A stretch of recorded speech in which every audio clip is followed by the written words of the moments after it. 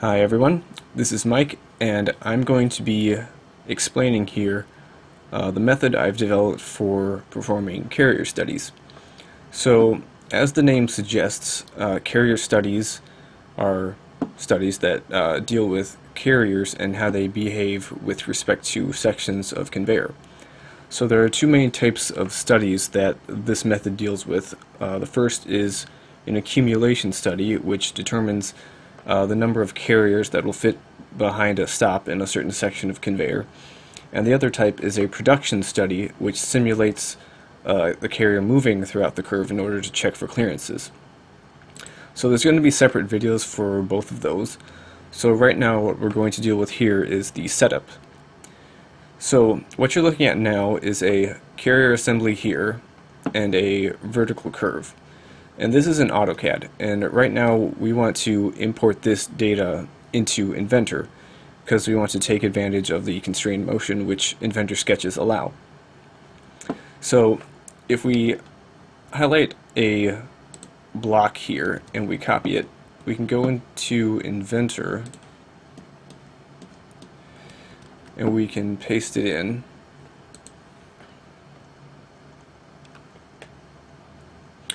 And you can see, as a default, geometry imported into Inventor sketches comes in unconstrained like this, which means you can move it. And that's not what we want. We want it in a block. So what we can do is we can highlight the geometry we need, hit create block, and you can name it whatever you want, and hit OK.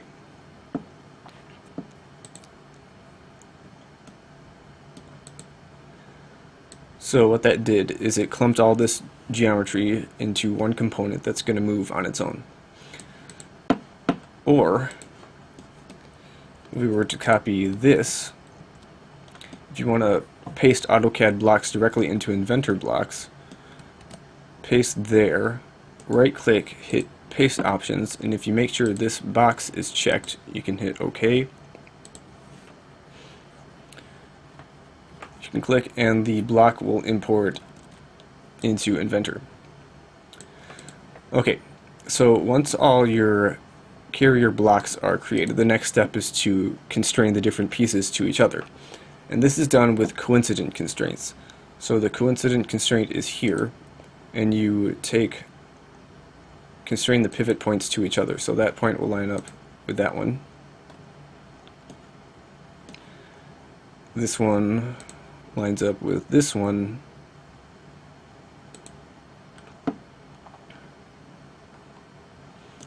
and you just keep going.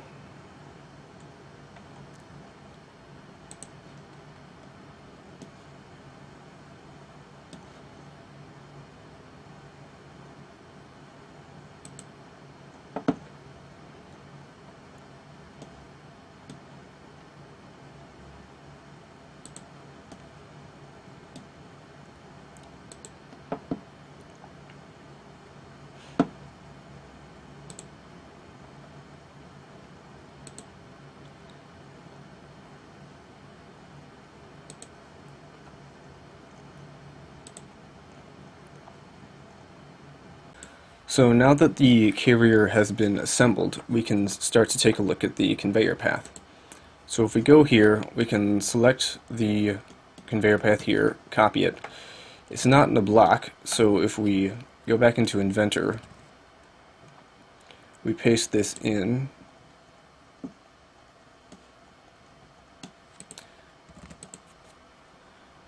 you'll be able to see that this is able to move unconstrained, and that's not what we want. So what we need to do to fix this is select the path and apply a lock constraint.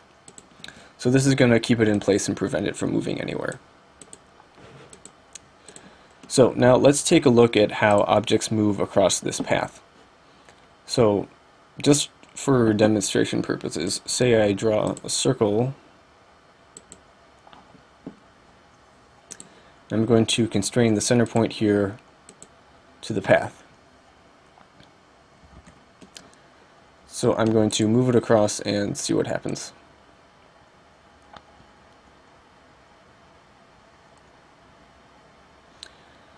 So as you can see here, the object doesn't follow the path. It only follows the path of the arc that it's constrained to. And that's one of the limitations of Inventor sketches. You can only constrain to individual line, arc, or spline segments.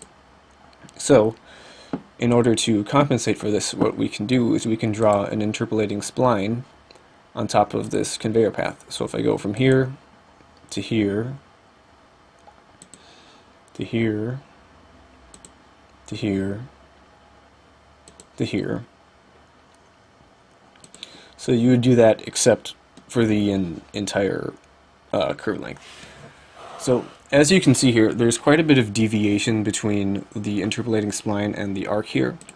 So there's always going to be a small bit of deviation present, but this can always be reduced by adding more interpolating points to the spline. So if I insert a point here, I can drag that to the existing path, and I got rid of quite a bit of deviation there. And if I want to get rid of this deviation, I can insert another point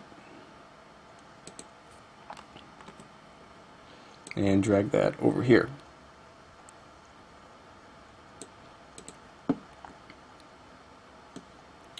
So you can see that the more and more points that you add, the closer and closer it gets to being as close to the original path as possible. But adding all these points manually can be a bit of a hassle. So let's get rid of this. What we can do instead, we can finish this sketch. We can apply a pattern. So in the 3D Model tab, you can go to a work point. So work points in the 3D model space can be patterned across a path. So if you go to Rectangular Pattern, select the work point on the end, choose the direction of the path here. You can specify the points to be overlaid across the entire curve's length, and with the set number, let's say 100 points. And so it puts 100 points at equal spacing across this entire length. And that's a lot easier than putting all those points in manually. So as of now, we just have a pattern of points. It doesn't draw the spline in for us just yet. So what we're going to do here is we're going to export the coordinates of these points using macros. If I go to the Tools tab, so if you go to the VBA editor, you can go to File, and you can load the Export Excel Points project that I'll provide in the description. So I already have that loaded here. So if I go, I need to go to Tools, References, and make sure that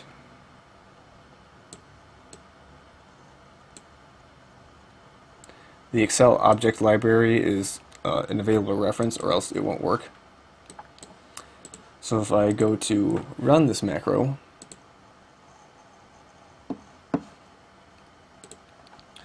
that does what it does, and I can go find the folder I saved this in,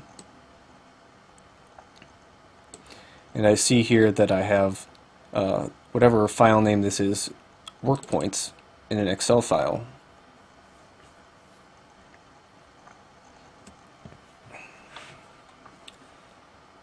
Open that, and you can see it exported the XYZ coordinates of all of the points that I just patterned, including the origin. We don't need that, so we'll delete this row. So what we need to do now is we need to import these points back in to make a spline. And there's another macro to do that. So I can get rid of these for now.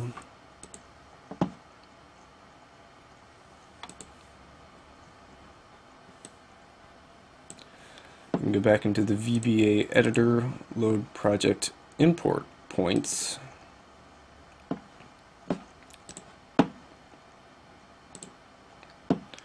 Run the import points macro. And what basically this does is it lets you choose the XYZ coordinates for the points you want to import, and it also lets you create the 3D spline, which is what we need to do here. So if I hit OK,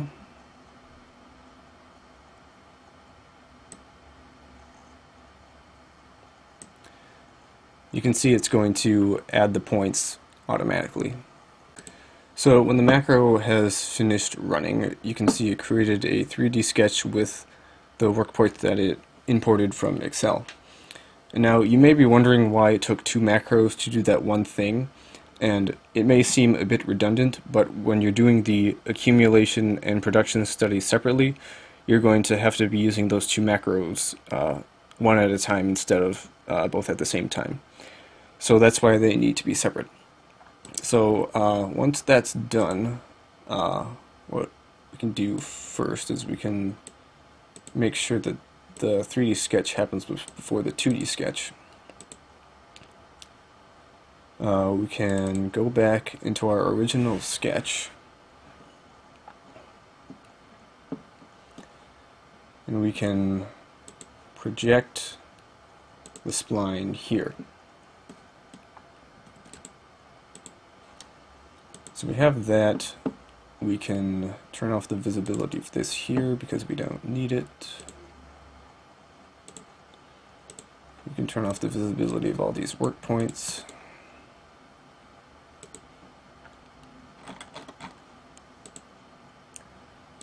Go back into our 3D sketch.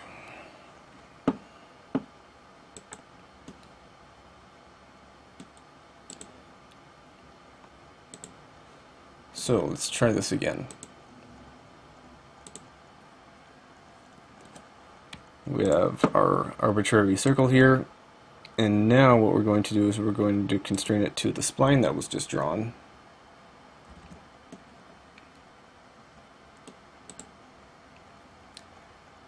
And we're going to move this across the path. So now you can see it follows the path, which is good. That's what we want.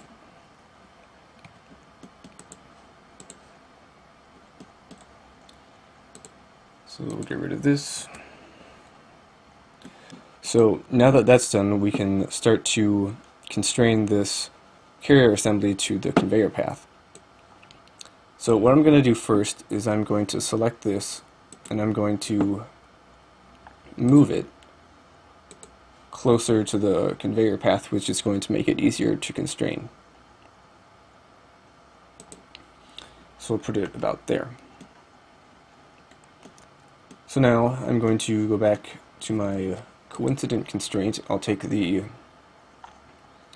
center point of the trolley here, and I'm going to constrain it to the spline.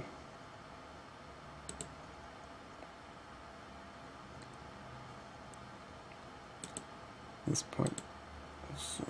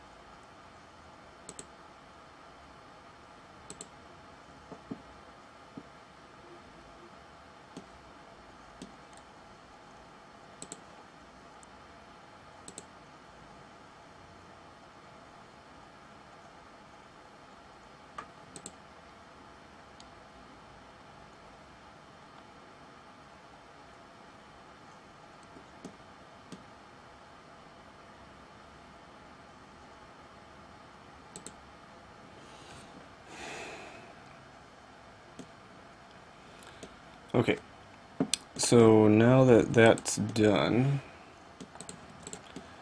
this carrier assembly should be able to move across this path, and it does. Okay, so there's one more thing I wanted to mention here. So at some point you may want to offset this path in order to show conveyor rail and whatnot. And if you do a typical offset, it's not going to let you do that because it's going to say there's self-intersecting loops. So what you can do instead is you can uncheck loop select, and then you can offset it that way.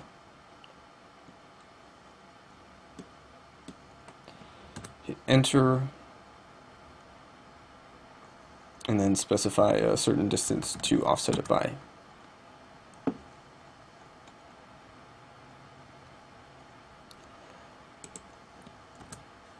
Enter again.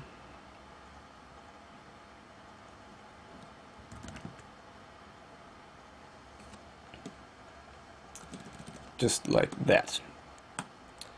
So, this concludes the setup for the accumulation and production study methods.